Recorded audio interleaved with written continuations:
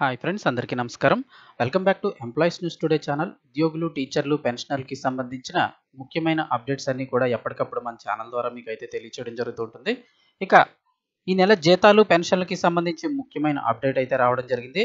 అంటే అక్టోబర్ 1న మీరు తీసుకోబోయే జీతాలు, అంటే సెప్టెంబర్ నెల జీతాలు అక్టోబర్ 1న రావడం జరుగుతుంది కాబట్టి జీతాలు, పెన్షన్లకు సంబంధించి మరొక ఇంపార్టెంట్ అప్డేట్ అయితే వచ్చింది. ఆ వివరాలు ఈ వీడియోలో తెలుసుకుందాం. వీడియో పూర్తిగా చూడండి, అలాగే తప్పకుండా లైక్ చేయండి.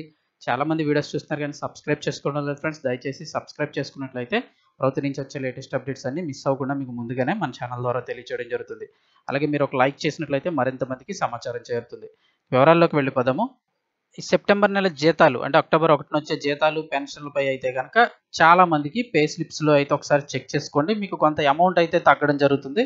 అయితే ఇది అందరికీ తగ్గడం లేదు. అంటే ఉద్యోగులు, పెన్షనర్లకు సంబంధించి అందరు ఉద్యోగులు, అందరు పెన్షన్లకి తగ్గట్లేదు. కొంతమందికి మాత్రమే తగ్గుతుంది. అది ఎవరికి తగ్గుతుంది, ఏంటి, ఎంత అమౌంట్ తగ్గుతుంది అని డీటెయిల్స్ అయితే తెలుసుకుందాము.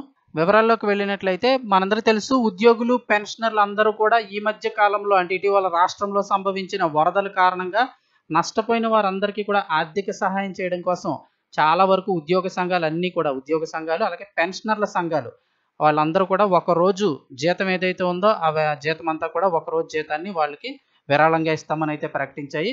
కాబట్టి ప్రతి ఒక్క ఉద్యోగ సంఘంలోని ఉద్యోగులందరికీ కూడా ఈ సెప్టెంబర్ నెల జీతాలు, అంటే అక్టోబర్ 1 వచ్చే ఈ జీతాల్లో ఈ ఒక రోజు జీతం అయితే కనుక కట్ అవుతుంది. పెన్షనర్కి ఒకరోజు ఎంత యావరేజ్గా పెన్షన్ ఉంటుందో ఆ పెన్షన్ అయితే కట్ అవ్వడం జరుగుతుంది. కట్ అయిన తర్వాత పే స్లిప్లు అయితే రావడం జరుగుతుంది.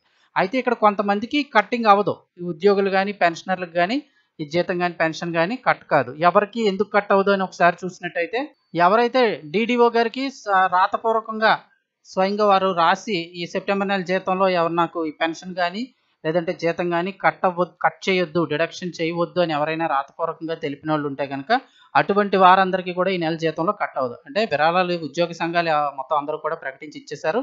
కానీ కొంతమంది డీడీఓ గారికి అయితే కనుక రాసి ఇవ్వడం జరిగింది. నా జీతం అయితే కట్ చేయొద్దని కానీ, లేదా నా పెన్షన్ అయితే కట్ చేయొద్దని కానీ కొంతమంది రాశారు.